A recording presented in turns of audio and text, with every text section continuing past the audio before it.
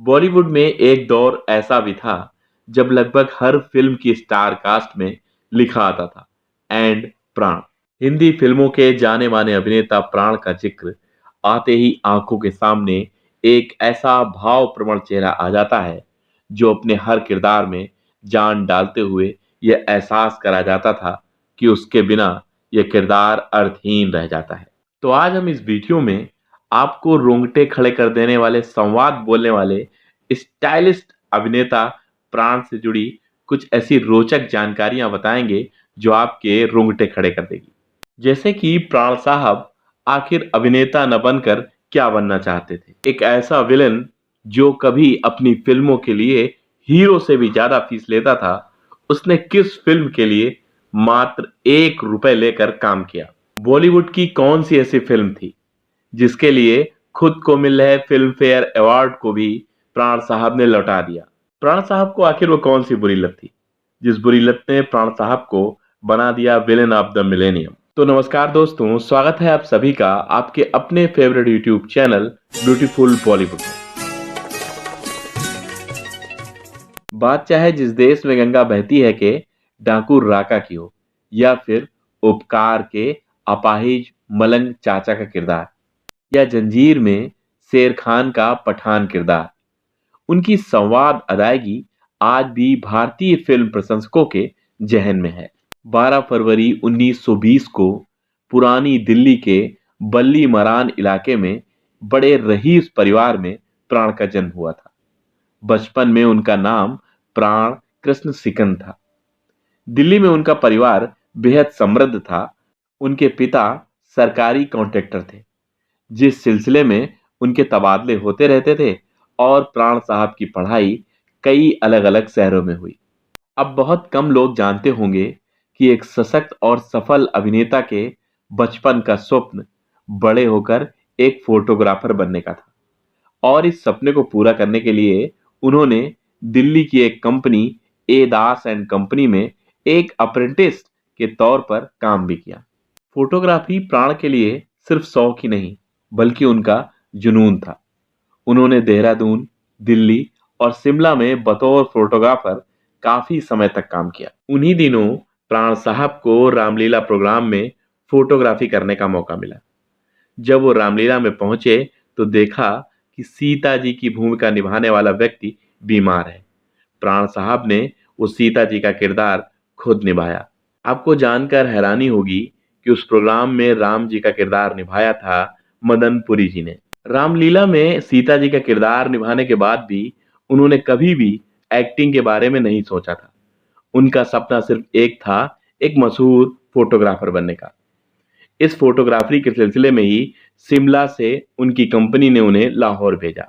पर कहते हैं कि किस्मत ने किसके लिए क्या सोच कर रखा है, ये किसी को नहीं पता। बताते हैं कि प्राण साहब को सिगरेट की बुरी लत लग गई थी।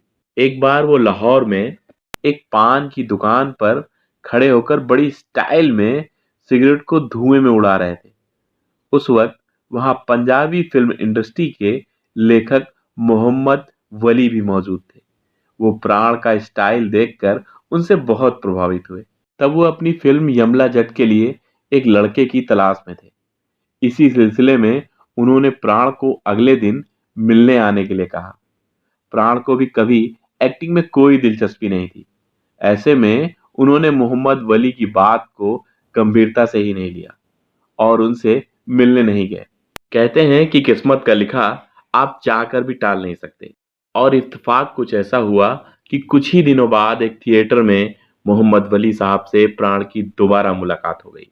मोहम्मद वली साहब ने प्राण को फटकारते हुए कहा, प्राण, तुम मेरी बात को लेकर सीरियस क्यों नहीं हो? कल तुम्हें हर हालत में मेरे ऑफिस पहुंचना है। अपने घर का एड्रेस दो, मैं तुम्हारे घर गाड़ी भेजता हूं। प्राण को यमला जट के लिए साइन कर लिया गया। 1940 में आई फिल्म यमला जट बेहद सफल रही। लाहौर फिल्म उद्योग में एक नकारात्मक अभिनेता की छवि बनाने में कामयाब हो चुके प्राण को हिंदी फिल्मों में पहला ब्रेक 1942 में फिल्म खानदान से मिला।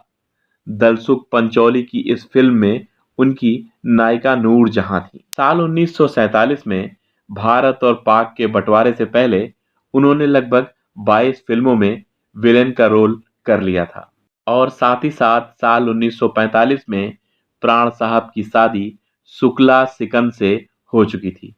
बंटवारे के कारण प्राण साहब को अपने बच्चों और परिवार के साथ लाहौर से मुंबई आना पड़ा। उन दिनों प्राण साहब लाहौर के सुपरस्टार हुआ करते थे। मुंबई आने के बाद प्राण साहब ने शुरुआती दिनों में सबसे महंगे होटल ताज में रहना शुरू किया, लेकिन धीरे धीरे उनके पैसे खत्म हो गए और एक समय ऐसा भी आया कि उन्हें अपनी पत्नी के सभी जेवर तक बेचने पड़े। लाहौर से भारत आने के बाद प्राण को यहाँ फिल्मों में काम भी नहीं मिल रहा था। पैसे की तंगी के कारण उन्हें अपने परिवार के साथ इधर उधर रहना पड़ा। अब तंगहाली का दौर ऐसा आ गया था कि प्राण साहब को मुंबई के मरीन ड्राइव स्थित एक होटल में काम भी करना पड़ा।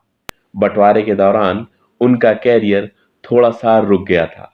8 महीनों की कसमकस के बाद लेखक सादत हुसैन मंटो और एक्टर श्याम जी की मदद से 1948 में उनको एक फिल्म मिली।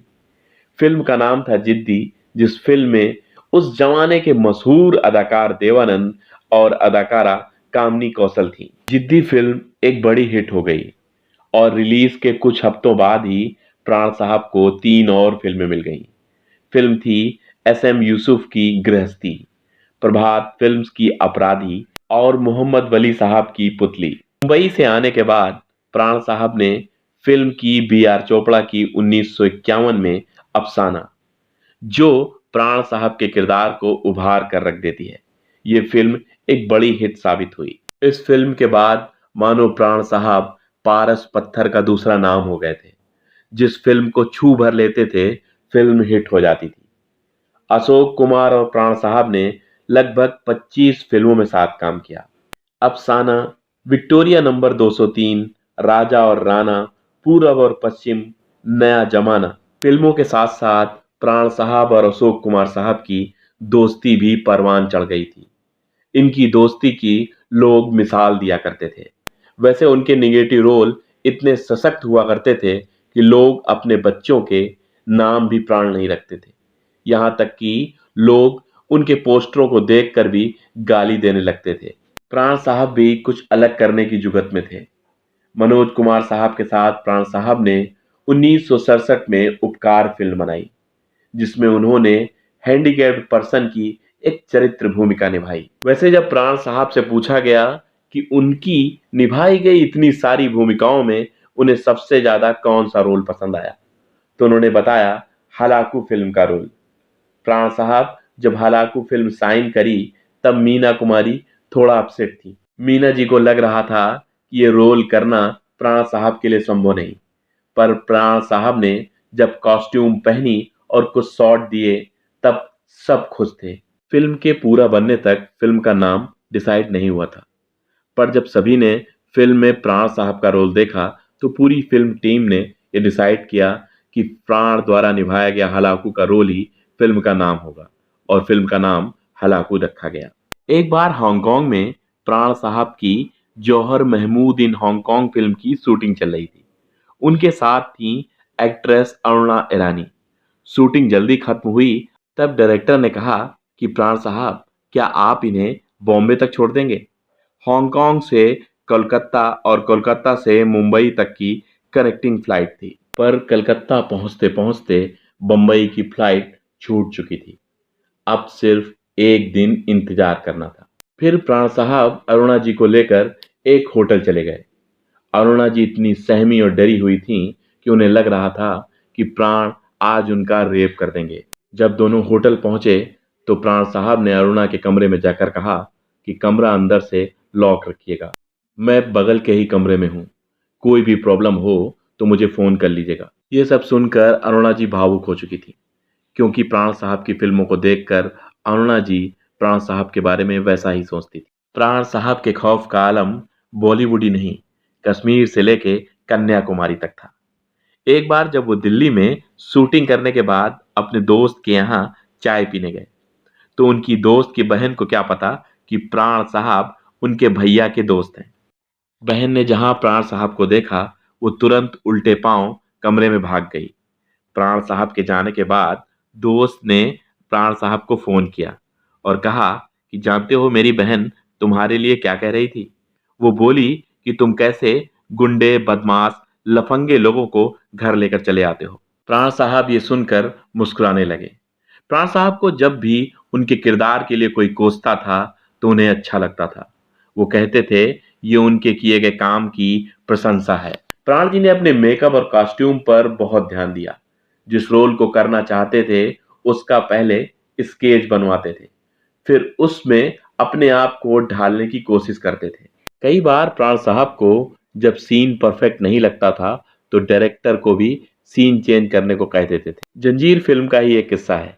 जब डायरेक्टर प्रकाश मेहरा साहब ने कहा कि प्राण साहब आपको सीन में जमानत के तौर पर अपनी पगड़ी रखनी होगी, तब प्राण साहब ने कहा जमानत के लिए पगड़ी रखना अच्छी बात नहीं। प्रोड्यूसर ने पूछा तो फिर हम क्या करें। तब प्राण साहब ने कहा शेर खान एक पठान है, उसकी मूछ का बाल ही जमानत के लिए काफी है, क्योंकि पठान के लिए मूछ से बढ़कर कुछ नहीं होता है। डायरेक्टर प्रकाश मेहरा जी जब जंजीर फिल्म में देवानंद, राजकुमार और धर्मेंद्र जी को लेना चाह रहे थे, तब प्राण साहब ने अमिताभ बच्चन जी का नाम सुझाया, जो कि अमिताभ बच्चन जी की पहली सुपरहिट फिल्म साबित हुई। वैसे दोनों ने लगभग 15 फिल्मों में एक साथ काम किया। पब्लिक की दीवानगी तो ऐसी थी कि लोग सिर्फ प्राण साहब को फिल्म में देखने जाते थे। जब जंजीर फिल्म के लिए डायरेक्टर प्रकाश मेहरा ने अमिताभ बच्चन के साथ फिल्म का प्रीमियर रखा तो लोगों का हो हल्ला मच गया। लोग कहने लगे प्रोड्यूसर से कि हमारा हीरो कहाँ है, हमें तो सिर्फ प्राण को देखना है। बहुत से लोगों को जानकर यकीन नहीं होगा कि 70 के दशक में अमिताभ बच्चन जी से ज्यादा फीस लेने वालों में से एक थे प्राण साहब। केवल राजेश खन्ना जी ऐसे थे जो प्राण साहब से ज्यादा पेमेंट लिया करते थे। 50 और 60 के दशक में दिलीप कुमार, देवानंद, राज कपूर और राजेंद्र कुमार ही एक ऐसे एक्टर थे जो प्राण साहब से ज्यादा फीस लिया करते थे। आपको बता दें कि 90 का दशक आते आते प्राण साहब ने फिल्में करना बंद कर दिया था, क्योंकि उनका स्वास्थ्य कुछ ठीक नहीं रहता था। और इधर 90 का दशक आते आते अमिताभ बच्चन जी का कैरियर भी मानो खत्म सा हो गया था। अमिताभ जी ने एबीसीएल कंपनी बनाई और प्राण साहब से अपनी फिल्म में काम करने के लिए आग्रह किया। प्राण साहब ने अमिताभ जी के आग्रह पर 2 फिल्मों में काम किया। फिल्में थी मृत्युदाता और तेरे मेरे सपने। इन फिल्मों में प्राण साहब ने ज्यादातर शॉट बैठ कर दिए, क्योंकि उम्र और स्वास्थ्य के कारण उनके पैर कांपते थे। प्राण साहब ने एक अभिनेता के तौर पर जो आखिरी फिल्म की उसका नाम था सलमा पे दिल आ गया। एक समय की बात है कि प्राण साहब की ख्याति को देखते हुए कुछ जगह के पत्रकारों ने अलग अलग प्रदेशों के स्कूलों में सर्वे कराया और पता किया कि प्राण साहब के नाम के कितने और बच्चे स्कूलों में पढ़ते हैं। प्राण साहब के नाम का कोई लड़का नहीं मिला। ये वैसा ही था जैसे कि रावण के नाम का आज भी कोई व्यक्ति नहीं मिलता। इसके पीछे उनका निगेटिव किरदार निभाना था। प्राण का मतलब सिर्फ गुंडा बदमाश लफंगा था। जब प्राण साहब ने कैरेक्टर रोल किए तो लोग आज भी उन्हें याद करते हैं। हुआ यूं कि प्राण साहब अपने सह अभिनेता ओम प्रकाश साहब की बेटी की शादी में पहुंचे। लोग उन्हें देखते ही आवाज देने लगे, हट जाओ, मलंग चाचा आ गए हैं। तो दोस्तों आप बताइएगा कि आखिर मलंग चाचा का किरदार प्राण साहब की किस फिल्म का किरदार है। प्राण साहब बेहद नेचुरल आदमी थे। वो फिल्मों के साथ साथ अपनी निजी जिंदगी में भी जो पार्ट अदा करते थे बिल्कुल नेचुरल होता था। प्राण साहब को उनकी फिल्मों के साथ साथ उनकी दोस्ती के लिए भी याद किया जाता है। कहा जाता है कि अभिनेता और फिल्म निर्माता राज कपूर साहब ने जब फिल्म बनाई मेरा नाम जोकर, तो उन्होंने अपना पूरा पैसा इस फिल्म में लगा दिया। फिल्म बुरी तरीके से फ्लॉप हो गई थी और राज साहब आर्थिक तंगी से जूझ रहे थे। ऐसे में राज साहब बॉबी फिल्म बनाना चाहते थे, अपने हालात को फिर से सुधारना चाहते थे। तब प्राण साहब ने दोस्ती के लिए आगे बढ़कर राज साहब से कहा कि तुम फिल्म बनाओ, मैं तुम्हारी फिल्म में काम करूंगा। प्राण साहब ने उस फिल्म में फीस के तौर पर मात्र 1 रुपए लिए थे। 1973 में बॉम्बे में फिल्म फेयर अवार्ड समारोह चल रहा था। सितारों का सैलाब था। दर्शकों के नजरिए से फिल्म पाकीजा एक बड़ी हिट थी। सर्वश्रेष्ठ संगीतकार, बेहतरीन निर्देशक, सर्वश्रेष्ठ अभिनेत्री के पुरस्कार शायद पाकीजा को ही मिलने थे। पर एक के बाद एक पुरस्कारों की घोषणा होती चली गई। कोई भी पुरस्कार पाकीजा के खाते में नहीं आया। प्राण साहब को खुद कई पुरस्कार मिले। प्राण साहब सर झुकाए अपनी सीट पर बैठे हुए थे। सर्वश्रेष्ठ फिल्म की बारी आई। उस फिल्म के लिए उसी साल प्रदर्शित हुई बेईमान फिल्म का नाम आया। बेईमान फिल्म को 7 पुरस्कार अलग अलग श्रेणियों में दिए गए थे। और बात ताजुब की यह है कि इस फिल्म में खुद प्राण साहब ने काम किया था। सर्वश्रेष्ठ फिल्म के लिए जब नाम पुकारा गया तो बेईमान फिल्म का नाम पुनः आया। बेईमान फिल्म को यह पुरस्कार मिल चुका था। तब प्राण साहब ने अवार्ड का निर्णय लेने वाले जज पर सवाल उठा दिया। उन्होंने कहा कि किस फिल्म के गाने सर्वश्रेष्ठ हैं, किस फिल्म का संगीत सर्वश्रेष्ठ है, कौन सी फिल्म सर्वश्रेष्ठ है। ये तो बिल्कुल साफ है, बिल्कुल स्पष्ट है। प्राण साहब ने आयोजकों को खुद को दिए गए अवार्ड वापस कर दिए और समारोह से चले गए। वो काफी खुश थे क्योंकि उन्हें लगा कि उनका जमीर अभी तक जिंदा है। वो खुश थे कि उन्होंने आवाज तो पाकीजा फिल्म के लिए उठाई। हैरानी की बात तो यह है कि उस हादसे के बाद प्राण साहब को किसी भी श्रेणी के लिए फिल्म फेयर अवार्ड नहीं मिला। प्राण साहब सही थे या गलत, ये तो आप बता सकते हैं। आप बताइएगा, क्या फिल्म फेयर अवार्ड में आज भी पक्षपात होता है? प्राण साहब ने 6 दशक के लंबे कैरियर में दर्शकों को डराया भी और खूब हंसाया भी। लोगों को उनसे नफरत भी हुई और लोगों को उनसे बेपनाह मोहब्बत भी हुई। 12 जुलाई साल 2013 में ये सितारा 93 साल की उम्र में ओझल हो गया। प्राण साहब अक्सर ये कहा करते थे कि अगले जन्म में वह प्राण बनकर ही पैदा होना चाहते हैं। प्राण साहब की कौन सी फिल्म आपको सबसे बेहतरीन लगती है? कमेंट बॉक्स में जरूर बताइएगा। आपका छोटा सा कमेंट प्राण साहब के लिए भावविभीनी श्रद्धांजलि होगी। और अगर आपको वीडियो थोड़ा सा भी अच्छा लगा हो तो प्लीज़ वीडियो को लाइक करिएगा, क्योंकि आपका एक छोटा सा लाइक पूरे वीडियो में की गई 10-15 घंटों की मेहनत को और उत्साहित और प्रेरित करता है। चलिए मिलते हैं अगले वीडियो में। जय हिंद, जय भारत।